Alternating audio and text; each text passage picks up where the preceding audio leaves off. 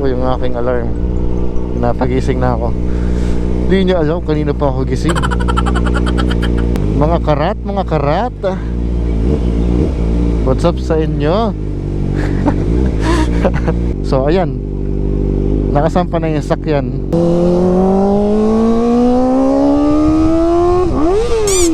Sabi ko na eh. Hi, what's up mga kosa? Welcome back to another vlog. So for today's vlog, ihahatid ko lang aking kapatid sa Philippine Arena. Ayan siya. Dahil meron siya pupuntahan na concert ng K-pop group na 17. At ito, nagtutulak ako dahil maingay. Pagod. Cold start muna natin mga kosa bago tayo umalis.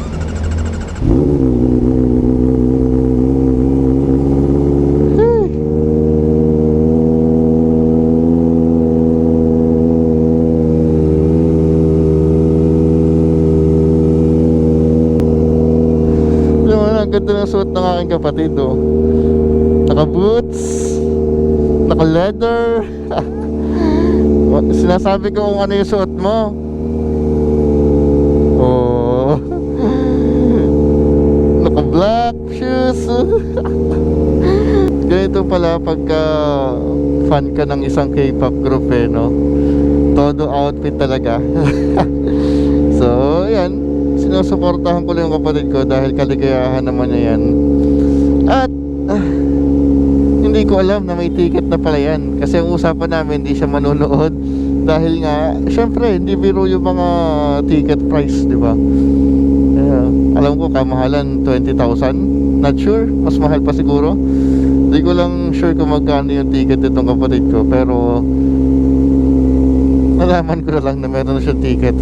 Surprise! Ayun, dahil birthday din naman niya, so deserve din niya na magkaroon ng gift para sa sarili. So bumili siya ng ticket para manood ng concert ng 17 K-pop group. Okay, let's go!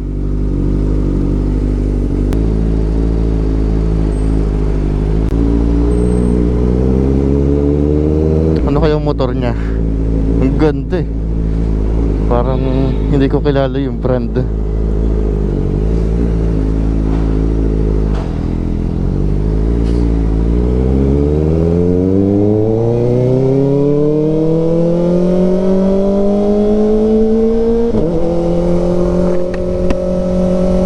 So hindi ko alam kung pipila pa ba ako ng cash lane or sa RFID na. Kaso nagpalit kasi ako ng visor. Yung RFID sticker is nandun sa old visor, yung stock. Bago na kasi itong visor natin, so wala na siyang sticker.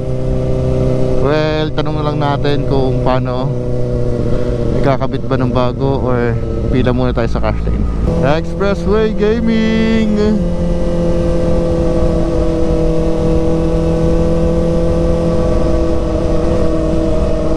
At sana hindi nagloloko yung ating mic, dahil pag nagloko to ay naku po, GG na naman. Ang lawak ng kalsada dito sa Mindanao Avenue, para ng expressway, no? Dahil na pagka nagawa to, alam ko gagawin tong ano eh, yung subway. At ang sabi, i-close daw to for a few months, for a few years pala, dahil nga sa trabahong gagawin dyan, which is yung subway. Malapit na naman dito yung Philippine Arena. Ito lang, 25 minutes lang from dun sa bahay papunta dun sa Philippine Arena. Same lang din naman sa pag-uwi. Tumatagal lang naman talaga sa traffic eh. Traffic is the basic tools para tumagal ang biyahe. Ay, basa.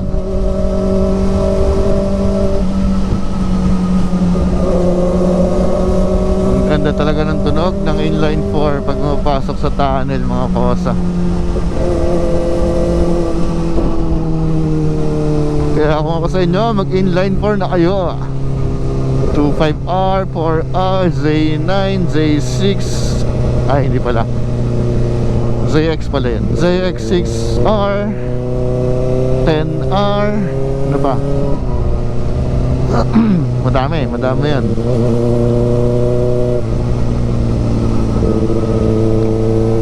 Alright, we are here at NLEX. Mag-right turn tayo dito. Ay, joke lang. Ay, dito tama pa? Ay, dun pa pala sa kabila. Magla-left turn tayo dito. Right turn eh, no? Minsan nakakalito na yung left tsaka right. Hindi mo na alam kung ano yung right tsaka left. Parang gusto ko nang ipatato yun sa katawan ko eh. Kung nasa ng left, nasa ng right.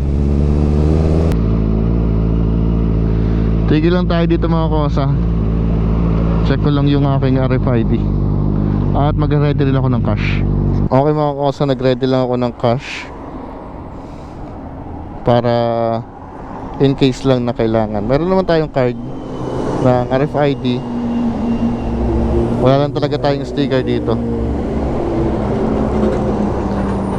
Let's go. Pahawakan mo na to kay Cass. Hinihawakan mo na lang to. Meron tayong mga kasabay dito na Ducati Panigale. Pila na lang tayo dito sa cash lane.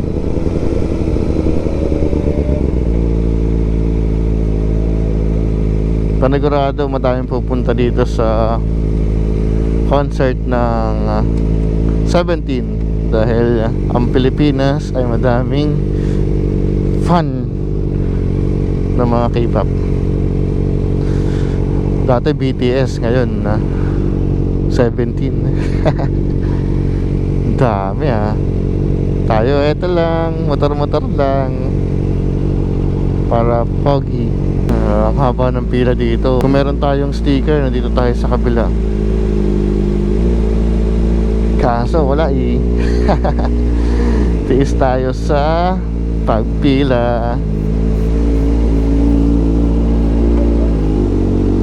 Oo. Sa atin ba yan? Hindi no?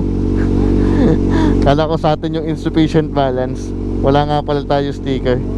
Thank you. Hawakan mo muna nini. Let's go.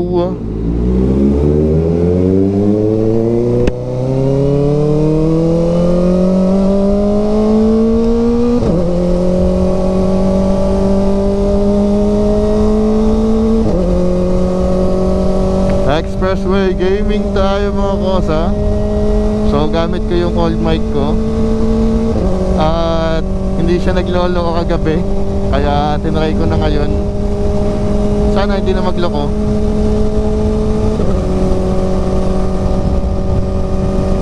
Lakas talaga ng hangin pag nandito sa expressway. So ayan yung ating mic mga kosa. Ito yung old mic natin. At tumatakbo tayo ng 100 plus kph.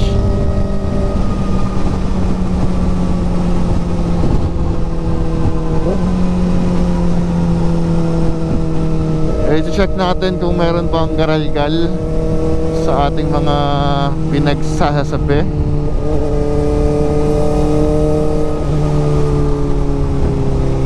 Kasi yung 100 pesos mic na nabili ko, pag tumatakbo na ako ng 100 kph, basag na yung tunog, tas may pumipitik-pitik na.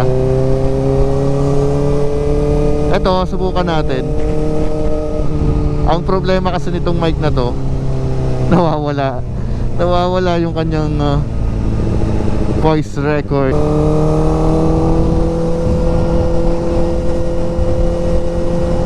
Lipat tayo ng linya. Dito tayo sa overtaking lane.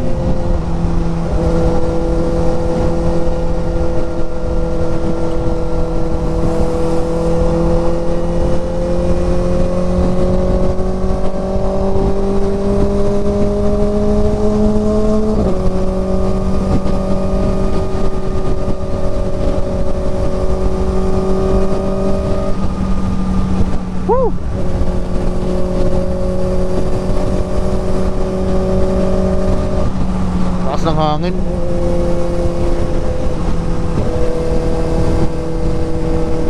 Okay, today is Sunday mga kosa. May pasok pa tayo mamaya. Uwi pa tayo.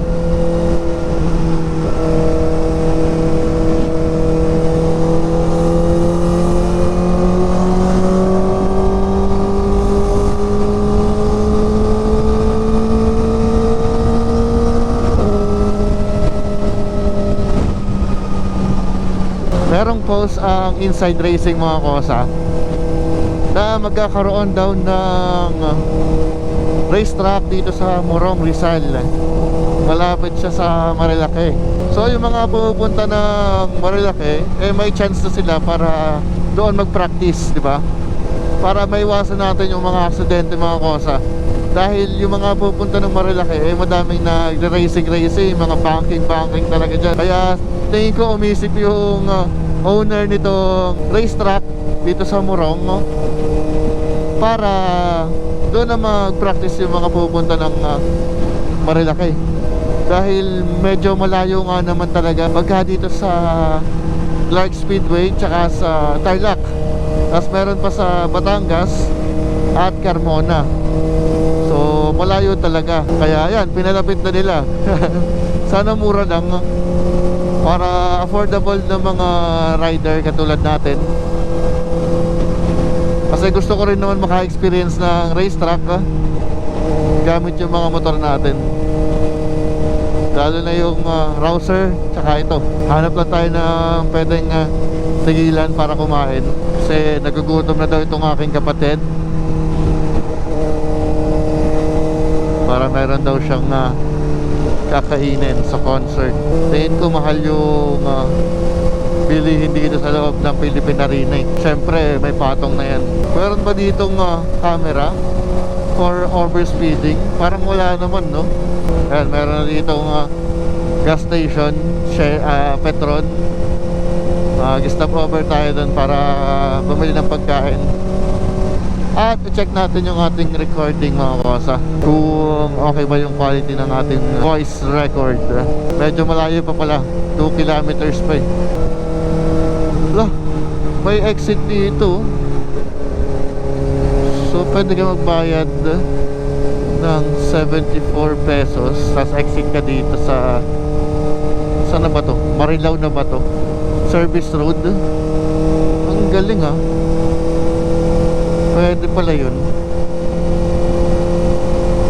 So pwede ako pumasok sa expressway gamit yung mga small CC, pero dapat gabi. O kaya dapat meron kang RFID dun sa motor mo na low CC. Madaming gumagawa nun pero delikado yun mga kosa. Huwag nyo nang subukan.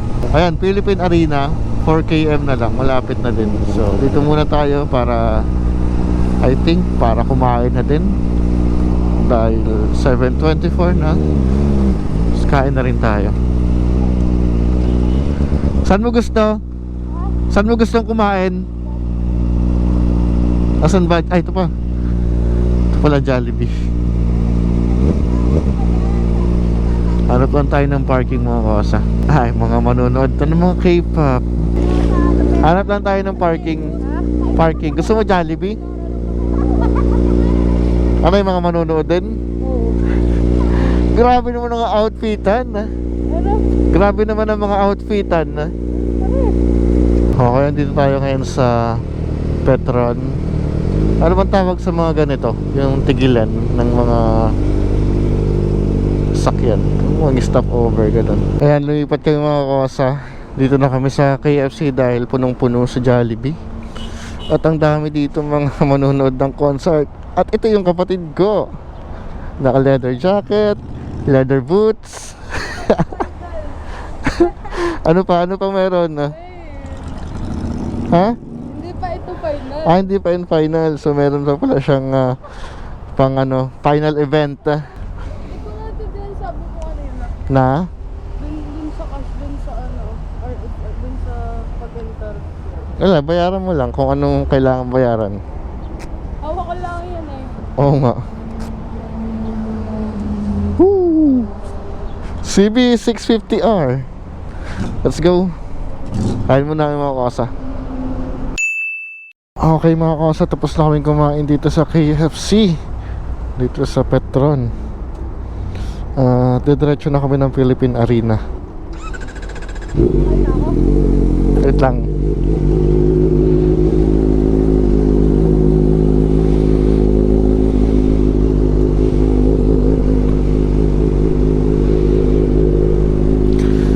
Ang daming manunood. Ayun na yung dala mo. Hawakan ko muna. Tara. Let's go. Hindi naman natin nilagay yung ating isang camera. Mamaya na lang pagbalik. Meron ditong Ninja 400. Tsaka ano ba to, Vulcan. Meron pa palang final outfit itong aking kapatid. Dapat daw pala naka-skirt. Ako po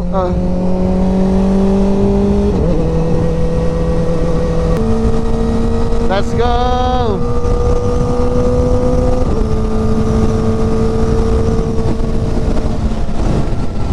Lakas ng hangin. Ayan, Philippine Arena, 1 km na lang. Pwesto na tayo dito sa right. Para exit na lang tayo. Sa tinagal-tagal ko dito sa Maynila mga kosa, aray ko, ngayon lang ako makakapasok dito sa Philippine Arena. Hindi pala makakapasok, makakapunta lang.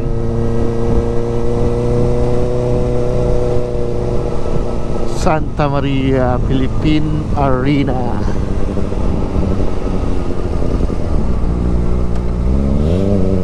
Sana walang toll dito. Mayroon pala, meron. Pay toll ahead. Saan dito nene? Ito. Ha? Ito?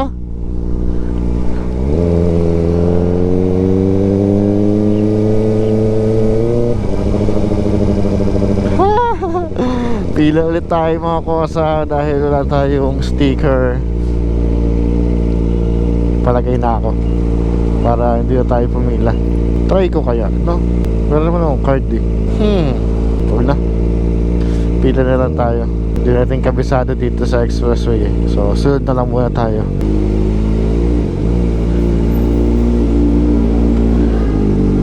Parang 9 pesos. 9 pesos lang. 9, ganun o. Miss, pwede ba akong pumila sa RFID? Pero wala akong sticker. Pero may card ako. Ha? May load po kayo. Oo. Okay, basta may load daw. Miss, paano yun? Pwede bang padikit ng sticker ulit? Wala po dito nagtitiket sa balitawang po niya. Okay, sige po. Thank you.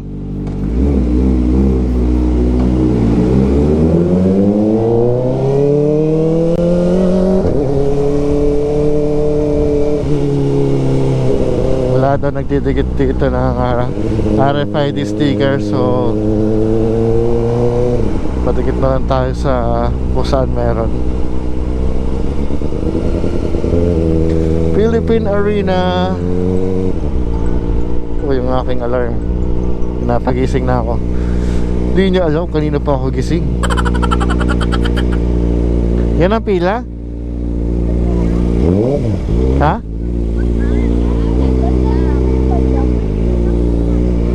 Okay mga kasan, dito na kami. Hanapin lang namin yung kaibigan ni Cassandra. Ihahatid ko na doon. Ang dami naman nila. Mga karata. What's up mga karata? Saan? Mga karata. What's up sa inyo? Yun daw yung tawagan ng mga fan na K-pop group na 19. Karat! Saan? Dito?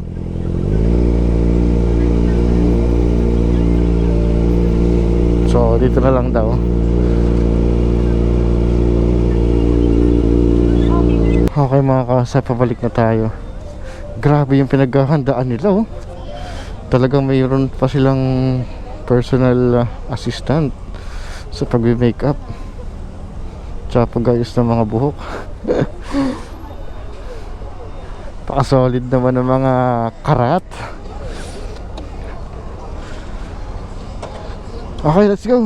So punta na tayo na uwi na tayo dahil wala na tayong gagawin. Naghatid lang talaga tayo. Mahigpit pala dito sa Philippine Arena mga kosa.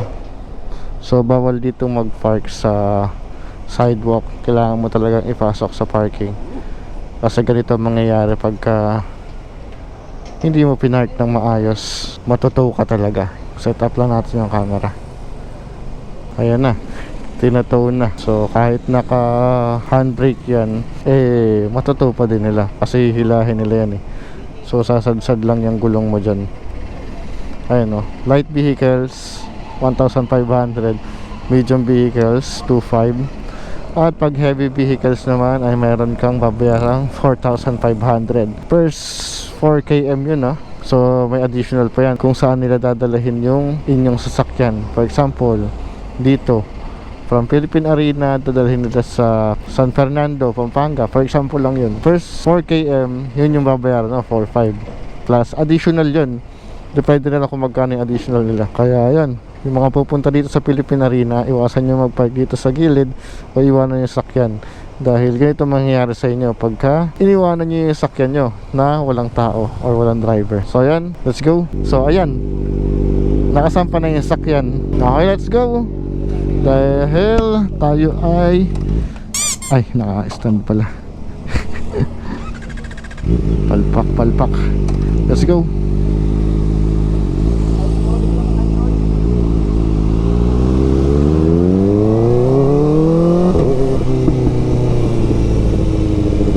Enjoy kayo mga karat.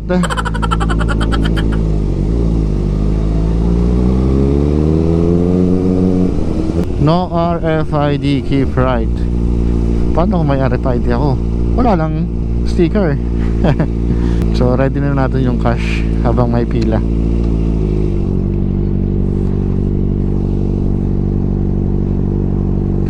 Where are my... Ay, nalaglag.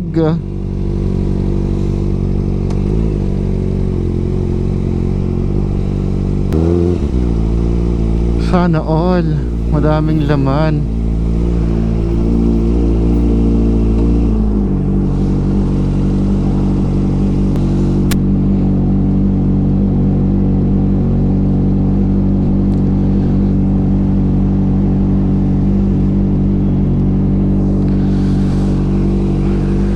Let's go. Recording ba tong ating GoPro? Okay, recording. So dala ko na yung helmet ni Cassandra at tayo ay pauwi na.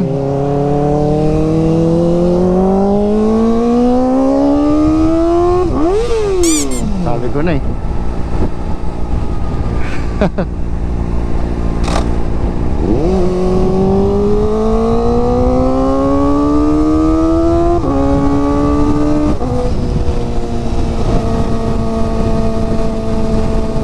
Ng hangin. Sarap din mag-ride sa expressway, no? Kaso merong speed limit. Eto, meron tayong kasabay dito. Dominar 400 mga kasa.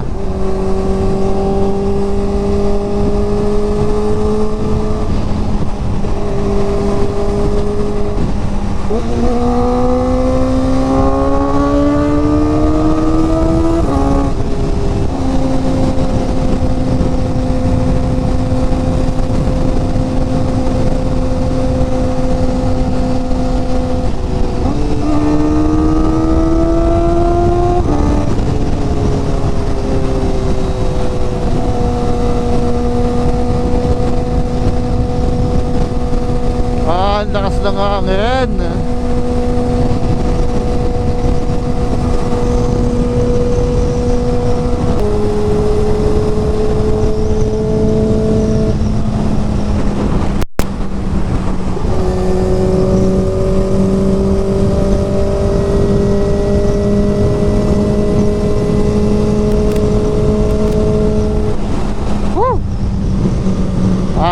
sakay nga pagka nakayuko. Kasi taklob yung katawan mo ng windshield.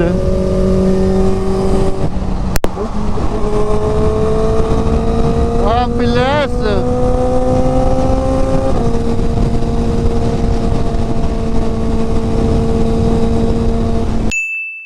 Okay, let's go! Huwag sana mag-neutral.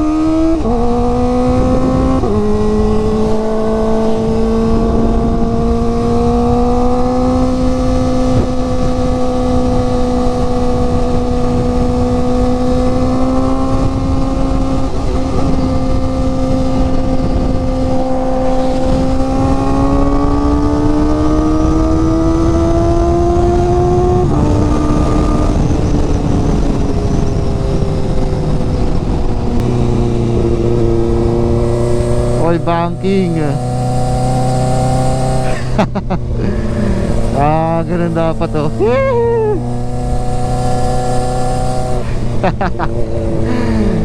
Wala bang mamimitik dito? Joke lang, baka mapitigan tayo ng overspeeding. Ayan, pa-exit na tayo ng Mindanao Avenue mga kosa.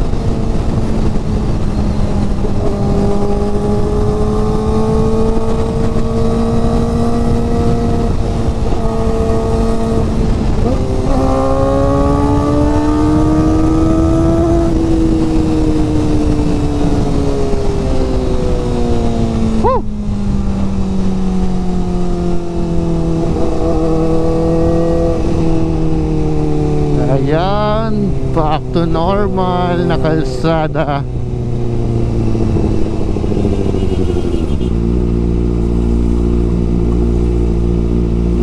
Ay, mabuhangin.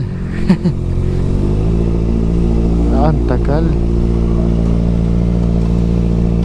So ayun mga kosa, dito ko na rin tatapusin ang aking vlog.